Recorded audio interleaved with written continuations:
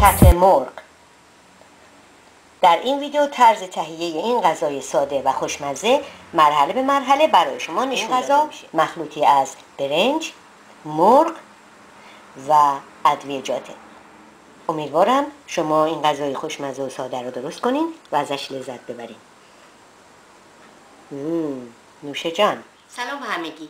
من فرزی هستم. به farzifood.com خوش اومدین. تو این ویدیو میخوام طرز تهیه کت مرغ رو به صورت خیلی ساده براتون توضیح بدم.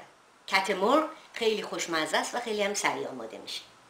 حالا مرحله به مرحله طرز تهیهش رو براتون نشون میدم. برای درست کردن این غذا شما احتیاج به مرغ دارین، برنج باسماتی، سیر، پیاز، روغن، پودر دارچین، زردچوبه، نمک و همینطور پودر زعفران. همینطور احتیاج به کره دارین. پیازا رو پوست میکنین و به این صورت خرد میکنین. سیرا رو پوست میکنین و خرد میکنین. مرغا رو میشورین و توی قابلمه میریزین. حالا آب، سیر و پیاز رو اضافه میکنین. نمک رو اضافه میکنین. در قابلمه رو میذارین و میذارین تا جوش بیاد. حرارتش رو کم میکنیم و میذاریم کم کم بجوشه تا مرغ بپزه. ما اینو زیاد نمیپزیم برای اینکه دوباره وقتی با کته دم میکنیم بیشتر میپزه. نمیخوایم له بشه. حالا برنج رو میشوریم.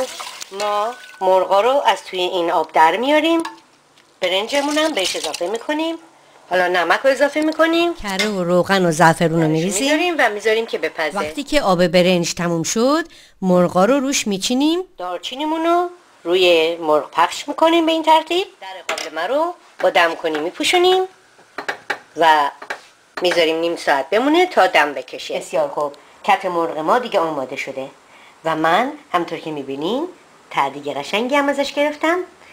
امیدوارم که شما این غذا رو درست کنین و ازش لذت ببرین. نوشه جان.